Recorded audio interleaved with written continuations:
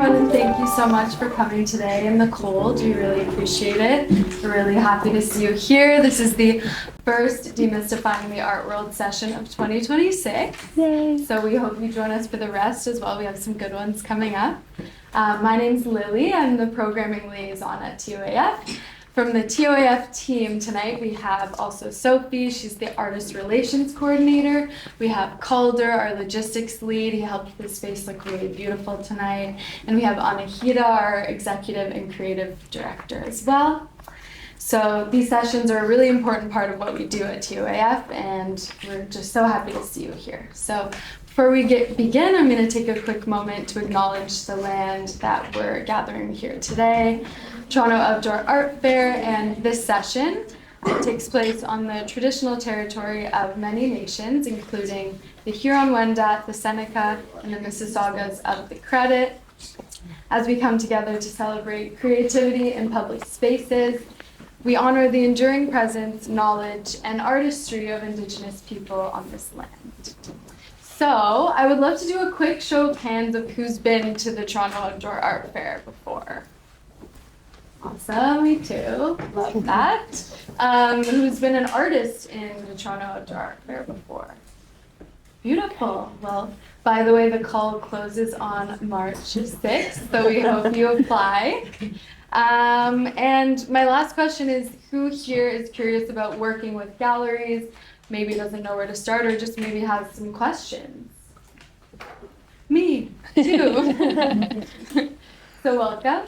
If you are new to TOAF, we are Canada's largest and longest running outdoor art fair. At our core, we are a platform for artist entrepreneurs to sell their work to the public, both in person at Nathan Phillips Square each July and also online at toaf.ca. And while the fair is a huge part of what we do, we also offer professional development throughout the year at sessions like this, focused on building skills in the arts. And the reason why we do that is TOAF often acts as a launch pad for artists for their careers, which is something we're really proud of, but we also know that figuring out how to navigate the art world past the fair can sometimes be daunting and not super accessible. So that's why we do these sessions. A little bit about me. I am the program liaison, as I said, and our 65th year. Our anniversary will be my third year with TOAF, but I also am a recent graduate. I got my BFA in painting, which I am super grateful for, but something I came out of school thinking was that I still had a lot of questions about how to navigate a career in the arts, which I'm sure we all do. So I'm really excited for this session, and something that especially came to mind was kind of how does one go from having an art practice to actually being represented by a gallery, which gallery to approach, who to talk to, what's the right fit, and how to build a relationship that lasts. So thank you so much for being here. We have Mackenzie from the Art Dealers Association of Canada. We have these wonderful gallerists who will introduce themselves. And these sessions are supported by TD Ready Commitment. So all of our sessions are thanks to them. So we're super grateful. And yeah, I'll just kind of run through the evening. We're going to hear from Mackenzie. We're going to hear about our lovely gallerists, what they do, their specific galleries, mandates, and kind of missions. And then we're going to do a fun kind of rapid fire question round with the gallerists. So we're super excited. Yeah.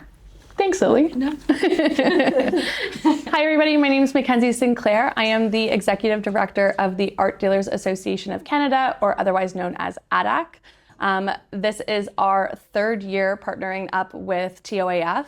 We run their Budding Art Buyers booth in the fair, which is a booth that some of you who have participated in the fair would know that you donate some artwork and children under the age of 12 have the opportunity to collect. It's a wonderful initiative. The Art Dealers Association of Canada is a trade organization. It is also a non-for-profit. We work with the country's leading commercial art galleries, As you see here is a small selection of said art galleries. And we work to champion best business practices to rise the image of Canadian art on a national and international stage, as well as just celebrate the arts as a whole. So that's a little bit about me. Rapid fire gallery types. So something that's really neat about this group of people right here is you've got a mix of directors, associate directors, and all of their galleries are incredibly different from each other. So here at ADAC, we have a roster of members that are specialized in certain mediums, whether that's photography, like Robyn here from the Stephen Bulger Gallery. We also have galleries who are specialized in estates and postmodern contemporary. So Hannah over here at Simon Bentley, they deal with a lot of estates. Kyle and Rebecca here, they both deal with their galleries in contemporary and emerging established artists as well. So you're going to hear a lot of differing opinions and advice, but that is all cohesive in the sense that no matter what gallery you end up trying to approach or become a part of, you'll hear sound advice for the path that is best forward. Okay. That is why this selection of gallerists is interesting to me. Kyle, Robyn, and Hannah, their galleries are a part of the ADAC.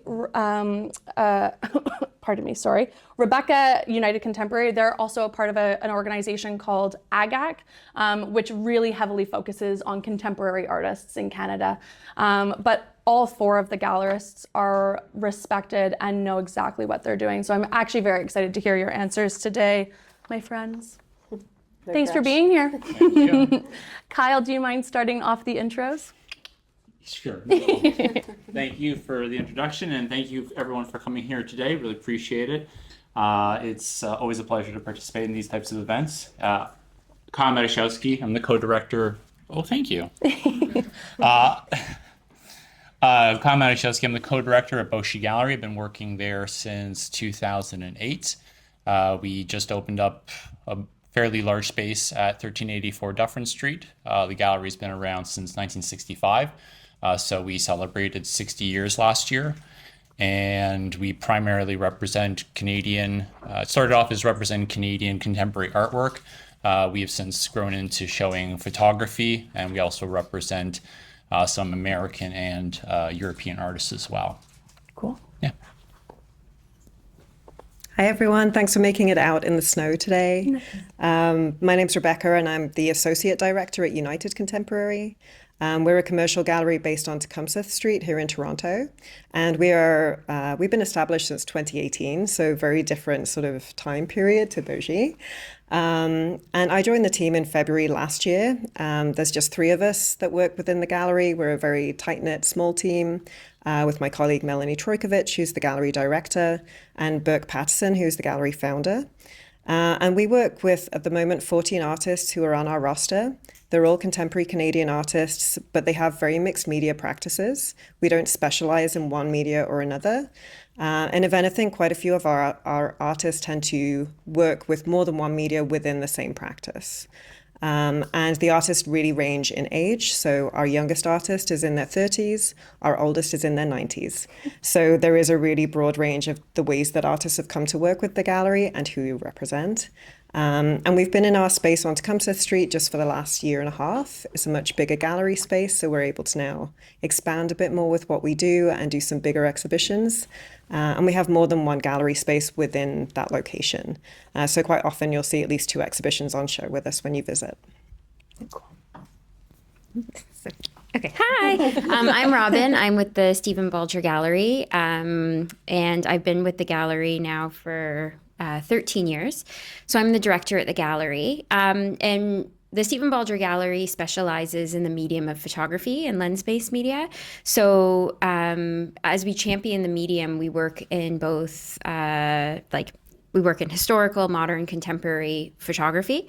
With that being said, we represent living artists as well as estates. As well, we deal in the secondary market. So we have sort of a huge spectrum, all within original artworks, fine art photography.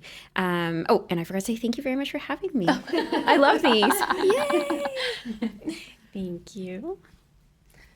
Thank you very much for having me as well, and thank you everybody for coming. So I am Hannah Scott. I work at Simon Bentley Fine Art. It's in the 401 building downstairs on the first floor. We specialize in postmodern abstraction Canadian art. The gallery is 6 years old. I've been working there for about a year now. And it's given me the chance to understand how artists' careers unfold over time, since we are handling historical work. And I also previously worked at a Bau-Xi gallery as a curator. So during that time, I began to understand how emerging contemporary artists' careers begin. Thank you. What a great mix of gallerists we got here. I love it. So the way that tonight's going to work is Lily and I are going to do some rapid fire questions, but we've kind of broken it down into 4 categories. So you're going to hear questions from me, and then you're going to hear questions from Lily. And basically the gallerists are going to kind of give like a 2-sentence answer. And should we need for them to elaborate, we will, but otherwise it's, all right. Do you have a buzzer? No, we actually thought about getting a buzzer. I'm like, no. So we're going to start with our first question, and it's going to go right to Kyle. What are some of the best ways an artist to approach a gallery, and what are some of the worst mistakes with approaching a gallery? Oh, man. Worst Yep. would probably be providing a submission, but not actually including any artwork in the submission.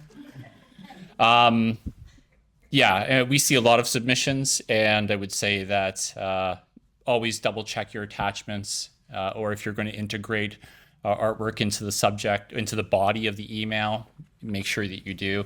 And then some of the best is, just a really clean, concise PDF, something that's well laid out. Show your best work, show concise work. Don't be afraid to add a bit of verbiage just to give people an idea of what your work is about and maybe part of your process.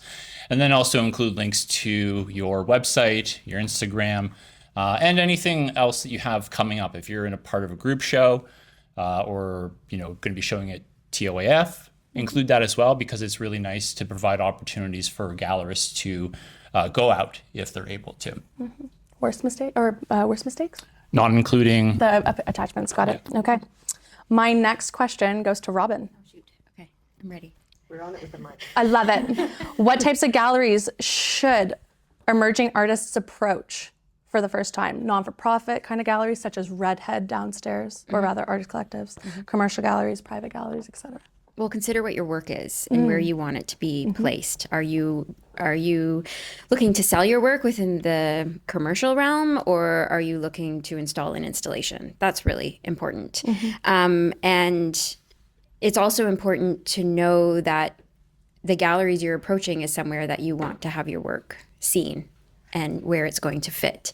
And that takes time to build a relationship, whether that's just showing up, making yourself known, not driving home that you are an artist, but you yourself have to do the research to make sure that you're approaching the places that are suitable for your work and that it's a right placement for what it is that you're doing and what it is that you're making. Great. Lovely. Thank you.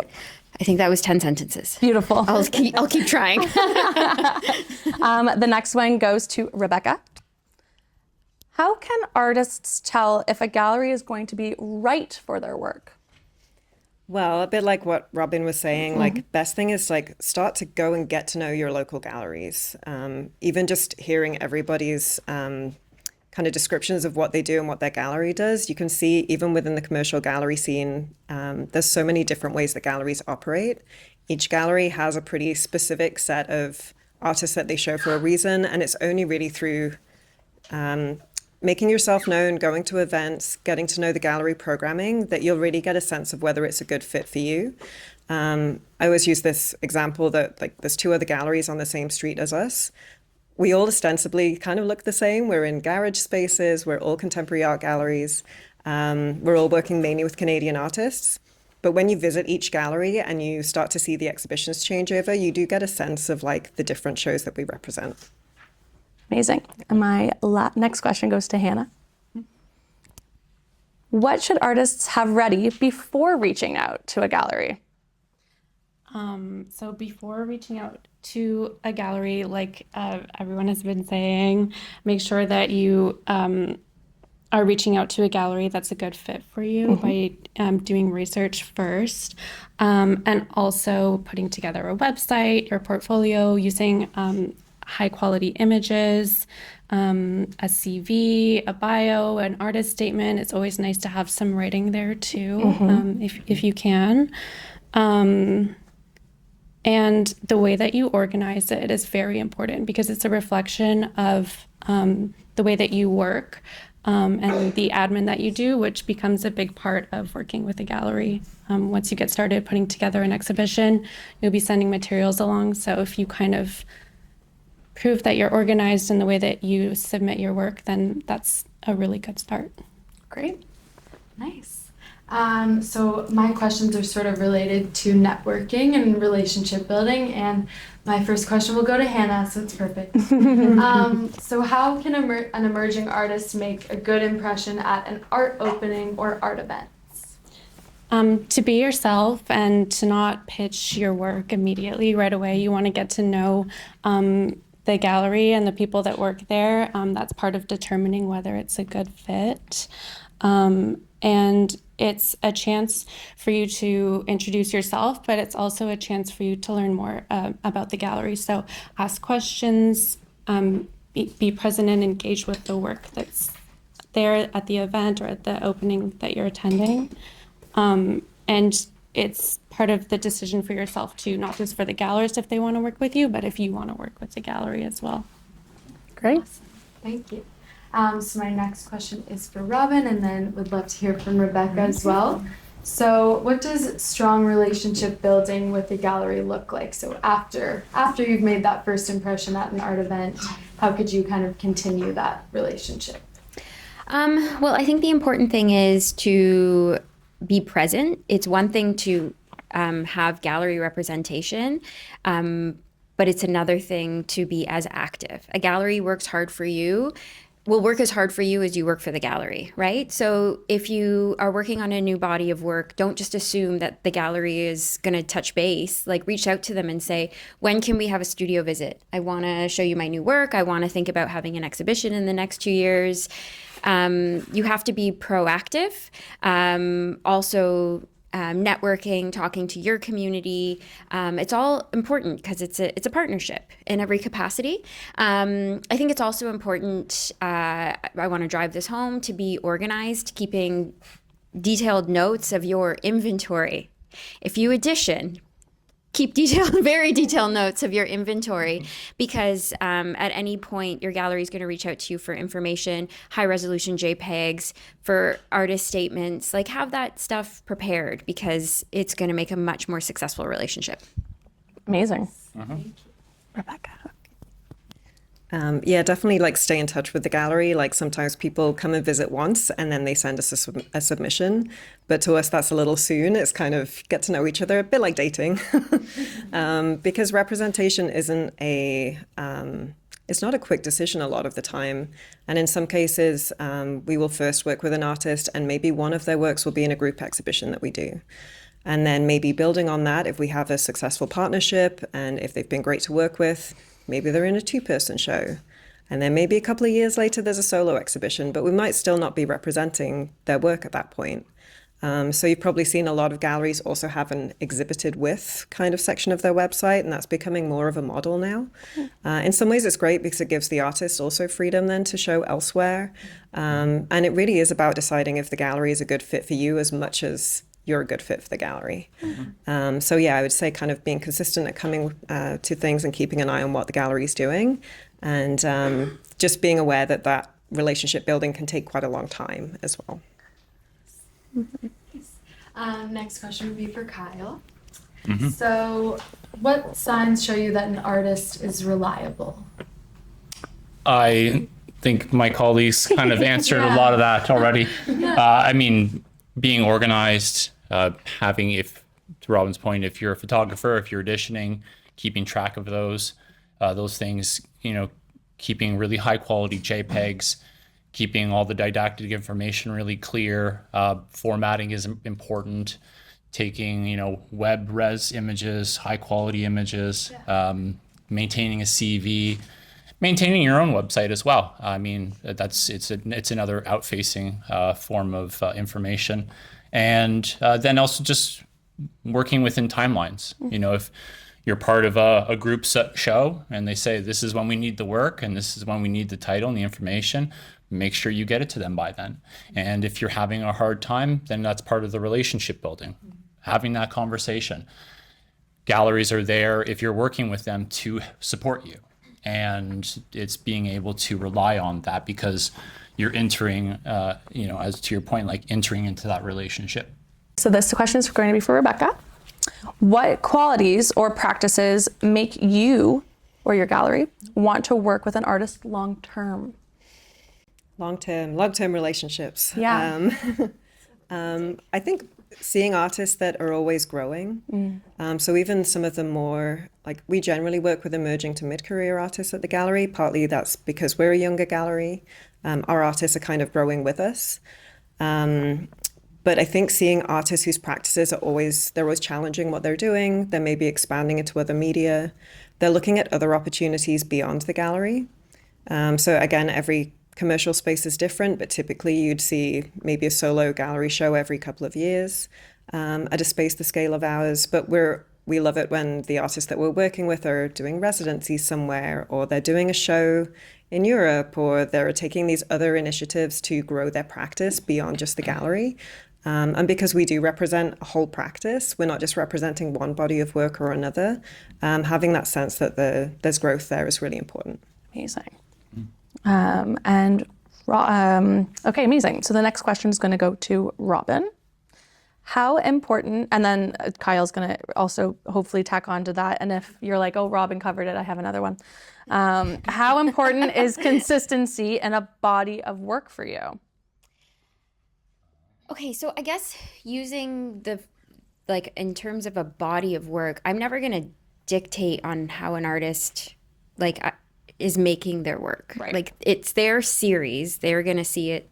But in terms of consistency, I'll be honest, with galleries being a relationship, if the artist's career is shifting and it's not in line with the collectors that the gallery has, or in our case, like the medium that we work with, then in some cases the relationship just has to split. And it's not a bad thing. It just means that there is a change. So I guess when you're saying consistency, as long as the artist is continuing to grow and their quality is maintained, and to that point, it is important. If we start seeing a shift in the artist practice and it just doesn't fit anymore, then it's not necessarily a bad thing. It just means that there might need to be a change in terms of representation. And it's just a conversation that you have with the artist. Right. I think that answers it. Yeah. Kyle, Okay. do you have anything to Yeah. add to that potentially? Help me. No, I think that's great. I'll speak to it from like a submissions process side of it, because Sure. I think like consistency, when you're putting together a PDF, like I mentioned in that first sort of email, look at your work holistically. Sort of say, okay, well, what are the best 10 pieces that I have? And then also, after you have those 10, look at them and say to yourself, ask yourself, I guess I should say, is there sort of a through line? And what I mean by that is, when you're looking at it, is it sort of stylistically consistent? Is the subject matter consistent? Is it also cohesive with what your intent is? So again, that's why the written, I know, and I went to art school as well. I went to OCAD, and I really hated writing artist statements. But I do think there is an importance to them now working within that industry, is that it really does help to draw that through line. And if the work is disparate, like it is harder to see that, then that's when that written component comes in that much more, because you can help to guide that narrative for somebody who's looking at your work, because you're not actively engaged in that aspect of it at that point. They're sort of looking at it and then trying to sort of glean what they can from it. Right. Yeah. Amazing. And then sorry? Absolutely. So, okay, in regards to consistency, sort of further to that point, like I think if you're submitting something to a gallery, it's one thing to show a best of, but I'd say it's in our opinion that to show a consistent body of work is actually more beneficial because then you can see that an artist is able to have a concept, an idea that they want to see through from start to finish, where I applaud a best of, but it isn't showing consistency in a practice. Cool. Love it. And then my last question goes to Hannah, just quickly. So let's say, for sake of argument, you have a meeting with an artist, it goes well. What's the best way for an artist to kind of follow up with that? Do they call you? Do they email you? Go into the gallery? It kind of depends on the person and what your style is and how the meeting went. So if this was a scheduled meeting, then it's always lovely to start by thanking them for their time. Send them a link, mention an idea that you liked from the conversation, like the key takeaway for you. And yeah, like a recap even. A recap. Brilliant. Awesome. All right, Lily. Nice.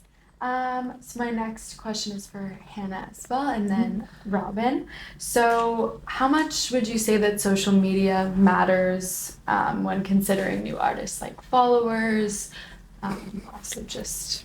I wouldn't say that followers matter so much, but what does matter is a cohesive page and a cohesive body of work and something that matches up also with your website and your portfolio, something like that. And it is really important because it could be the first impression that someone gets of your work. So you want to make sure that it is a strong one. Do you want me to expand on that? Yeah, sure. Okay. So I think that an artist's website, which is organized and detailed, is the most valuable tool. Because even as a gallerist, sometimes if I have a collector that is like, oh, I like this artist, but da-da-da-da-da, if I can jump onto the website and get the information that I need in that moment, that is so valuable. It's so key. It's helpful to share that artist's website in your own practice. Like, to have a detailed website that outlines your whole body of work is also a very helpful tool because it acts as a system, like an inventory system for yourself. So for me, if I go to see an artist and it's a splash page, I'm like, oh, okay, moving on, because I can't get enough information. Maybe I'm a bit outdated with that, but I think a website is the key.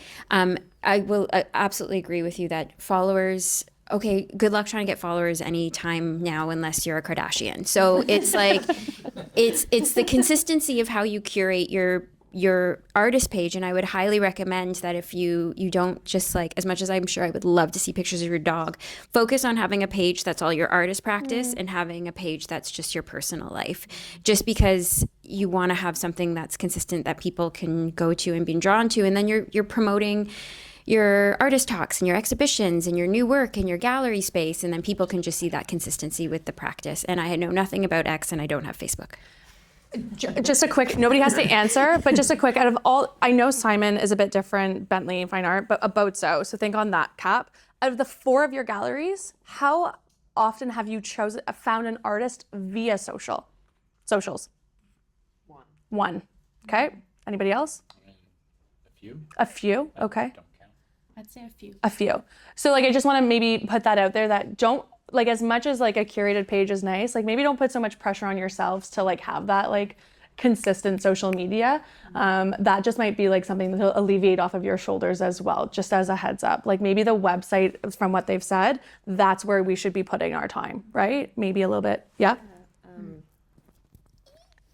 I would say, like, Instagram can be a great way to get to informally know somebody's practice. Fabulous. You know, like, video is also really great. Like, we love seeing, like, we're working with a printmaker at the moment for an exhibition, and it's quite a complicated technical process that they use. Having a bit of access to video that helps to elaborate on that process is great. It really helps to, like, fill in the story when we're talking with collectors. But it is informal, and to Robyn's point, a website is the ultimate kind of professional tool, I think, for pitching your work and having that archive of your practice going forward. Fabulous. Okay. That's right. I just Yeah, no, great. So the next question is for Kyle and Rebecca. So I know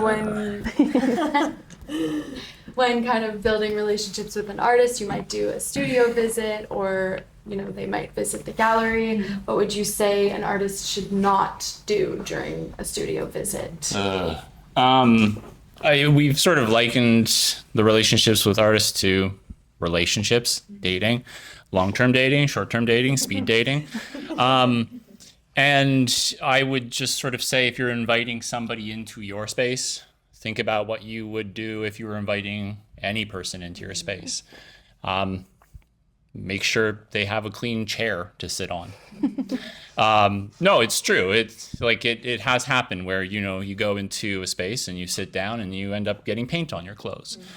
Now, I've been into enough studios to know that that's just how it happens, and being gracious enough, but I'm not everybody, and sometimes that can leave the experience on a sour note. Have your work, take some work out, have it nicely displayed. Try to have it well lit. If you have like a portfolio printed version, have that as well. Have a glass of water. You don't need to go order this or buy that and have a spread. Just, simple glass of water and maybe a snack if you really feel like the actual need to. And then also, if you set a time, keep to the time. Be there half an hour before, an hour before, because somebody might arrive early because we're working within a schedule. We're working within a schedule as well.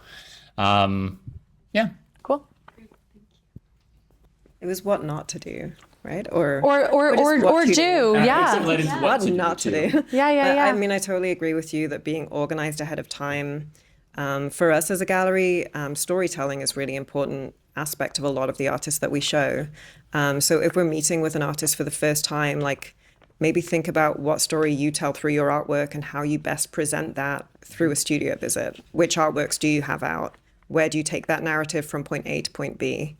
In terms of like what not to do, like if we do a studio visit and we feel like we've got a good sense of the work and we do a nice like thank you email, even when the time is right, we will reach out.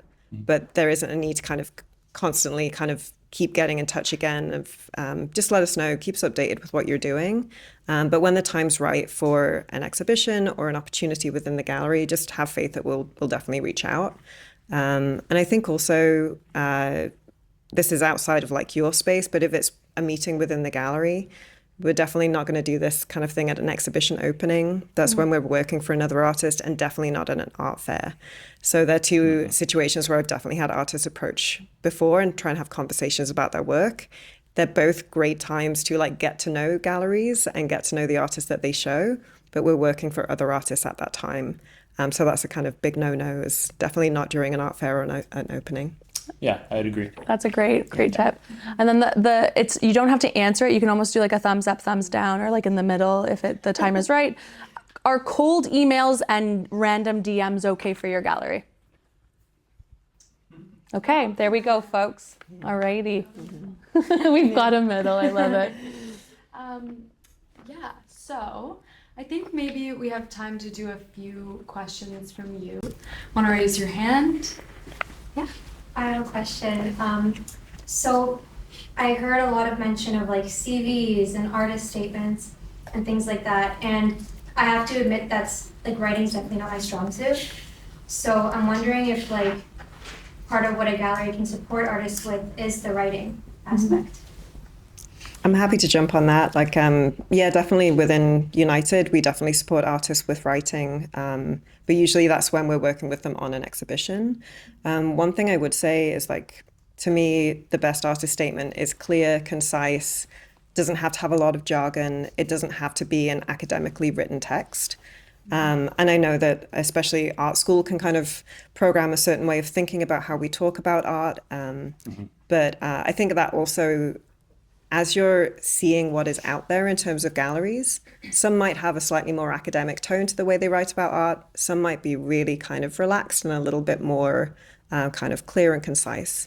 So I would say try not to be intimidated. Like, you know your practice best. And when you're writing a statement, just keep in mind like that clarity is key. It's not about jargon. and try and sort of mirror a bit the style that you see written on the gallery's website. Yeah. And I'd say also look at other artists' web pages. Like, most artists will have their CV. So if you're looking for formatting, that's something that you can look and sort of mirror it on. And then for, to your point that supporting artists, like I review artist statements, I help to edit and, add clarity or maybe cut out, keeping it concise, like a paragraph is all you really need. And I would say just be really authentic to working at a gallery that we represent over 60 artists. Be authentic to you, because it's you get a wide range of how people talk and speak and write about their work. So make sure it's true to you.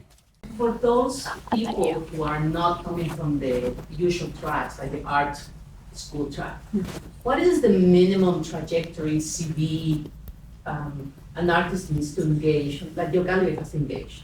I'm very curious about that. Like, what is the minimum work? What is the minimum production? I mean, it's not going to be like a minimum kind of gauge, but I would say that we have artists on our roster who are self-taught. We have artists on our roster who have done the outdoor art fair. A lot of the way that we look to artists is not just through kind of an art school kind of background. There are lots of different calls for submissions out there. And we talked a bit earlier about like which galleries to approach and why. You'll notice on most commercial gallery pages on the contact section, they usually say, we do not accept artist submissions. And I know that's kind of part of the barrier of like what we're trying to get through today. But there are plenty of galleries that do, and they're often artist run, and they have calls for submissions. Things like Akimbo is an amazing resource for that. And it's a good way of building up your profile, building up your audience.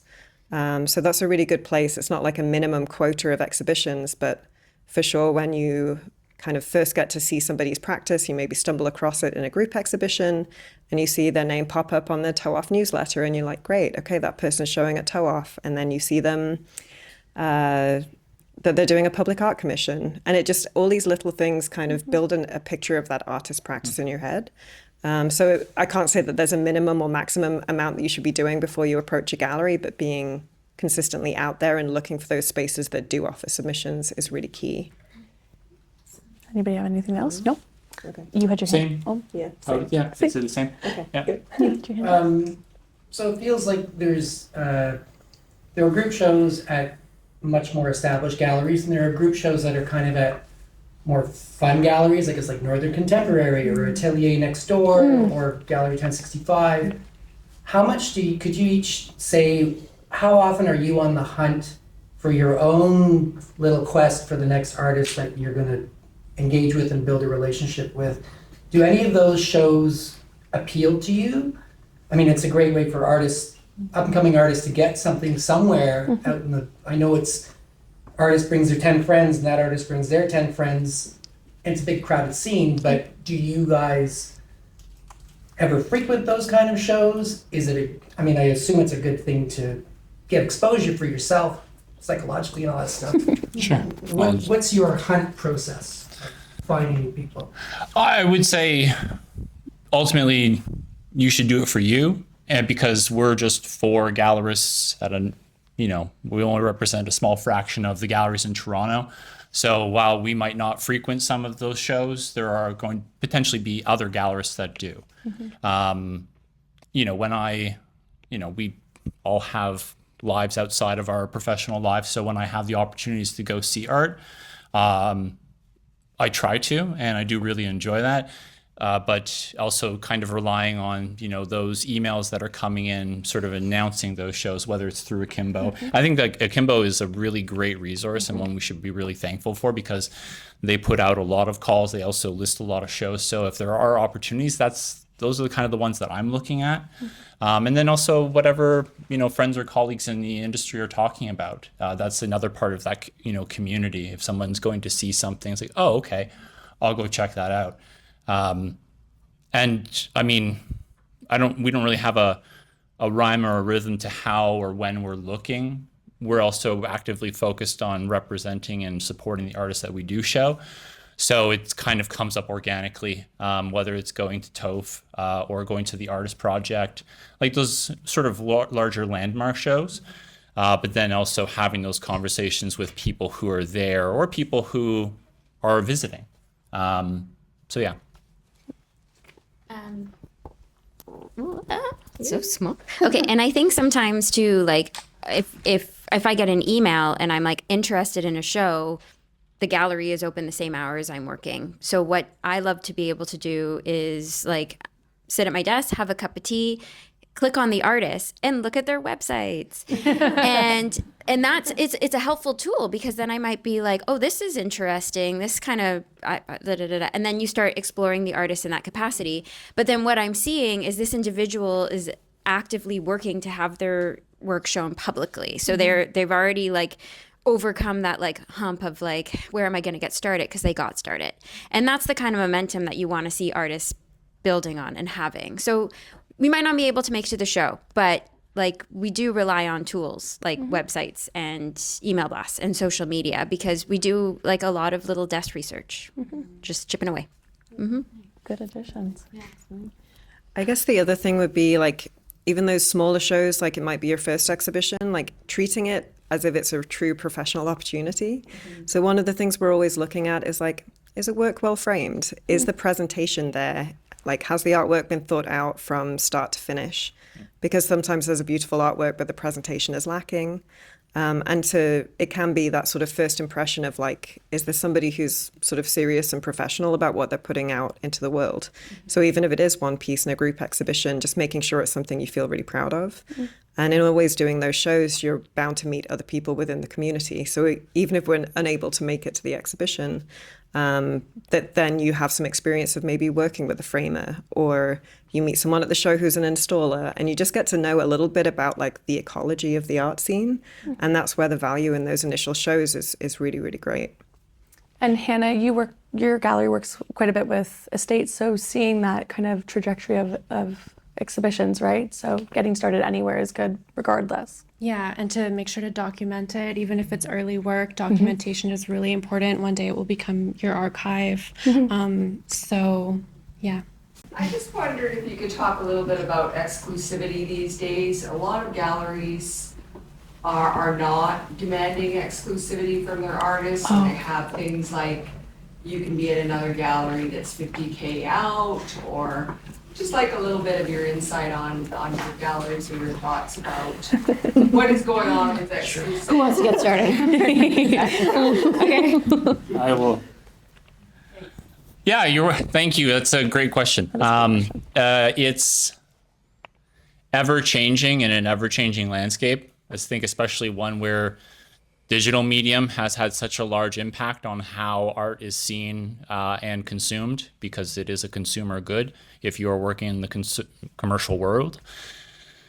I would say, as somebody who has drafted artist agreements, and I would say agreements, I would never say contracts. If someone's asking you to sign a contract, walk away. You should not be signing a contract. It's an agreement you're entering into. You know, I won't get into the legal aspect of it, but it's very hard to sort of hold up in court. And you should always have a written piece of paper that very clearly states the terms of the agreement. And representation, exclusivity, zones of capture should be very clearly laid out. If they are not, ask for clarity. You know, you're entering a relationship. It's a two-sided relationship. And you want to make sure that, I would say, you know, as an artist, not to say that you have the most to lose, but it's something you've worked to create. So if somebody's, you know, I hear it probably once or twice a year, oh, I got this really great opportunity to show in overseas. They want me to send the work there. I would say probably not, because there's scams abound nowadays.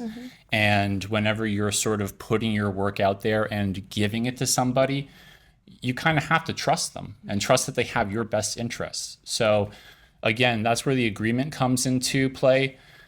You know, if someone's asking you to send work, send one, and then really do your research. That's where websites come into play. If the gallery has a good website, if they've got, you know, Google listing, if they have an Instagram, if they have a LinkedIn page, a Facebook page, like really flesh that stuff out. Do, like, again, we live in a digital world. everything should be out there for display. If you can't find a web page for the gallery, then I would say probably shouldn't be working with them. So again, that agreement should clearly lay out those terms. As for the specifics of it, I mean, it's on an individual case-by-case basis, and that's a conversation you'd have to have with a prospective gallery. Sorry. You go. Oh, I will have added after. Okay. So we have a mix of different kind of our agreement with the artists that we show as represented artists is usually provincial. In some cases, we represent their practice with the one representing gallery that they have. But wherever they do have other representation, whether that's in Quebec or in Vancouver, we try and work really collaboratively with those galleries because ultimately you're working in service of that artist's practice. And if they get a great opportunity to show work in Montreal, we're not going to stand in the way of that. Definitely in working collaboratively with other galleries, if there is a collector who's seen a work in our stable but they're from Montreal, we will work with that Montreal gallery to get that artwork there to make that sale. There's all kinds of different commission splits. Again, that's very case by case basis. But I would say certainly our attitude is like exclusivity is one thing, and you definitely shouldn't be selling out of your studio if you've been signing an agreement. That's a huge no-no. Once you've signed with a gallery, and it's a big part of understanding what that gallery does, and that you have then entered that kind of new phase of relationship. We keep coming back to that word, but that generally, if you're showing in another gallery in another province, we will work with them and try and would never stand in the way of that. With the artists that we are exhibiting with, but we are not representing officially, which again is something a lot of galleries are doing now, usually that's work on consignment. So usually there is a time period with that artwork. Again, that is case by case basis, depending on the gallery and the opportunity. Again, from United's perspective, we wouldn't stand in the way if another opportunity came up in that time. But we'd reserve the right that if we had a collector interested in the work, that we'd need to know where that work is and whether it's still available or not. So yeah, different whether you're represented or whether it's an exhibiting with, which I know is sort of semantics, but that's the kind of definition of it. And to that point, it's just full transparency with your gallery, right? So you're like, again, nobody's going to deprive you of an opportunity. Like traditionally, if you're an artist represented in Toronto, you can also seek representation, let's say in Montreal, but Hamilton might feel a little bit close. But let's say, I'm going to give you an example. Smokestack is a great printer and mounter in Hamilton, and they do the production of many artists that we work with. Smokestack did an exhibition to do an overview of the artists that they work with. And so they reached out to us directly and said, can we approach these artists that are on your roster? We do their production. We'd like to include them in our group show. And we're like, absolutely. But further to that, they were taking a percentage of the print sale, which, okay, so that seems very appropriate because they're going to be promoting these artists that we work with. They're putting on an exhibition. Like it's often like a case by case. Just a bit further to that, like we also work with artists who we are their primary representation, meaning we were usually like the founder of them when they were more emerging, and now they're growing, and so they're finding representation in Europe or in other provinces or in the United States, and so that's fantastic. Like we want the work to spread. So how we do it to simplify it is that the inventory still comes through us, and we keep a percentage of the sale. So we manage the logistics of consigning work to their other galleries, but we remain their main representation of the gallery. So there's a few different ways of managing it. But I think that is really, really important to emphasize. Like sometimes somebody's going to give you a show and you're like, this is so exciting.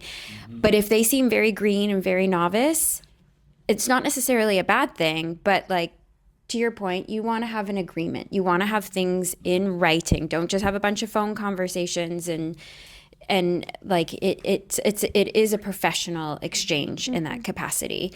So in terms of exclusivity, yes, but a gallery should also celebrate growth. Well, that's a great way. That's a good ending. Yeah. That was really great. Thank you for those questions. Anita.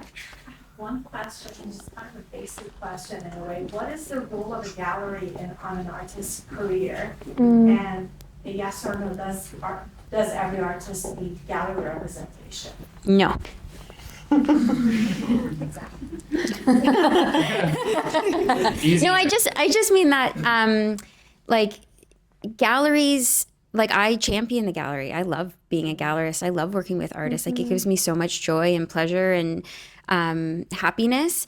And but to further to that, like there are a lot of artists that are selling out of their studio and they're successful and they still have exhibition opportunities and they can lean on galleries. So I don't know. I think I have seen both work well for different artists. Obviously, I like being a part of the gallery world, but I also champion those artists who can independently and successfully work on their own. And if you can touch on the role of the gallery, not only on sales, but creating different pathways for artists, like placing them for collections, acquisitions in public galleries and those kind of things, that would be great. Yeah, I can speak to that a bit.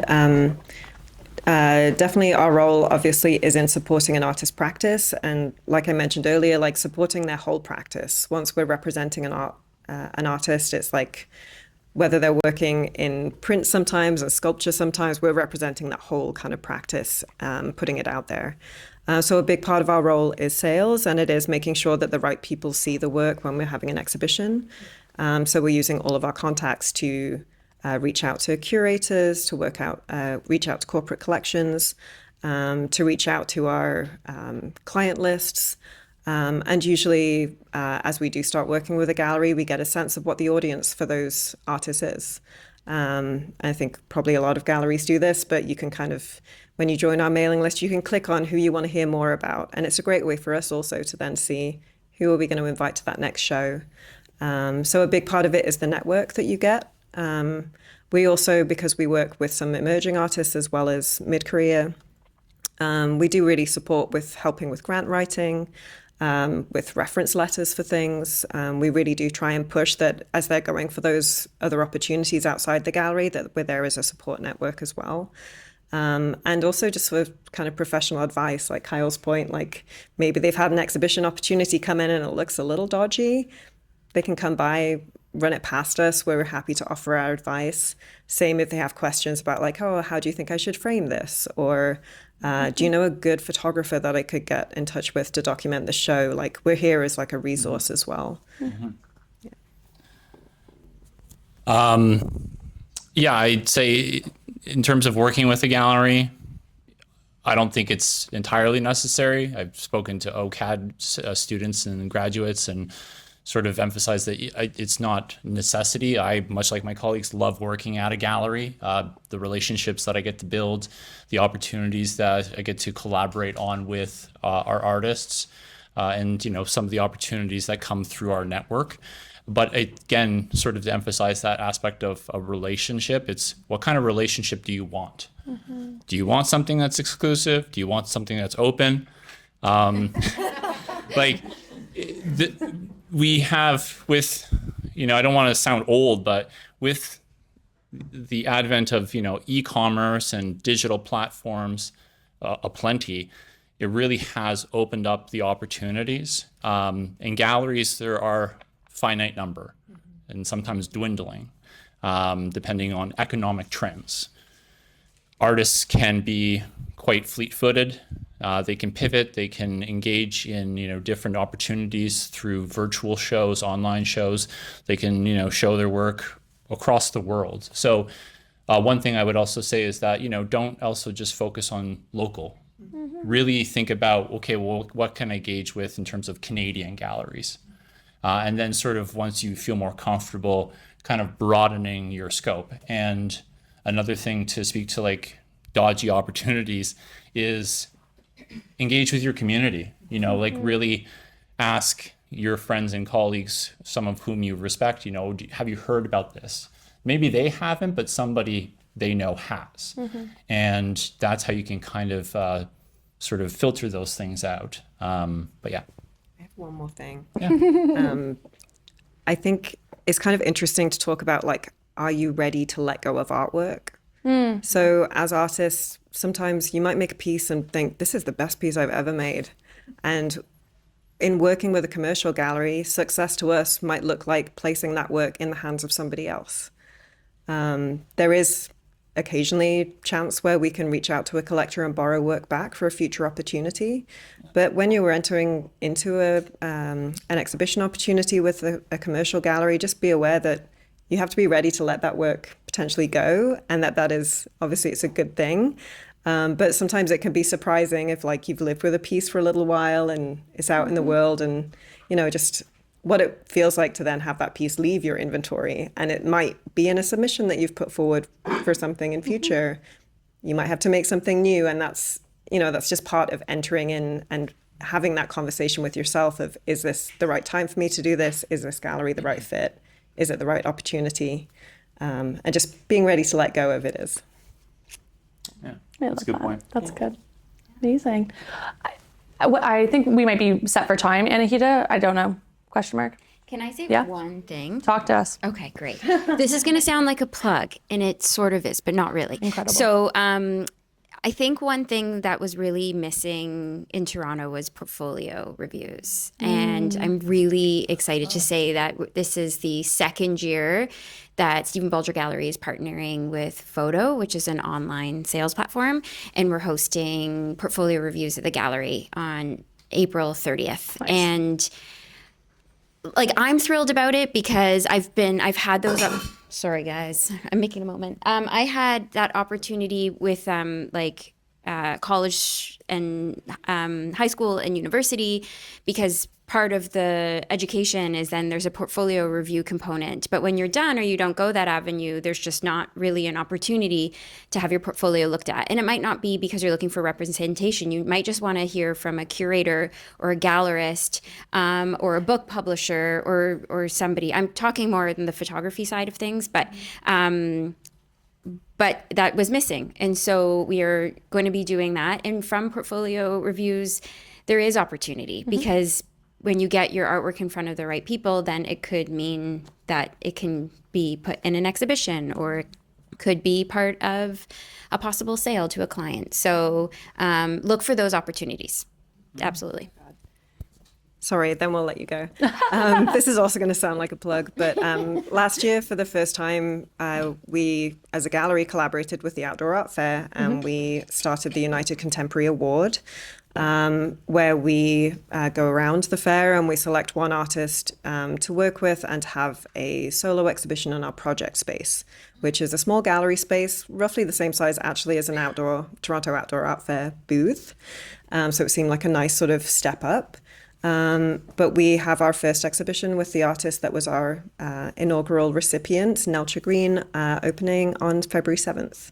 So in terms of again, looking at what the Outdoor Art Fair is doing to help connect artists and galleries, it's a great thing to be part of. And we're really honored to be collaborating with them. And it's a great opportunity for artists, as much as it is for you to get your work out there and have so many people see it through that weekend. This award is new, and it's a great way for us to then also have eyes on this work that's being presented. So, yeah. Amazing. Yes, so definitely apply. The call closes on March 6th. It can lead to so many amazing things, as you just heard. So thank you so much. I learned so much. I'm so happy we filmed this because now I get to rewatch it and have all of this information, and you will all be able to have this information as well. Thank you to TOAF for having us. Thank you to Kyle, Rebecca, Robyn, and Hannah. And thank you so much. And we'll be around for any questions.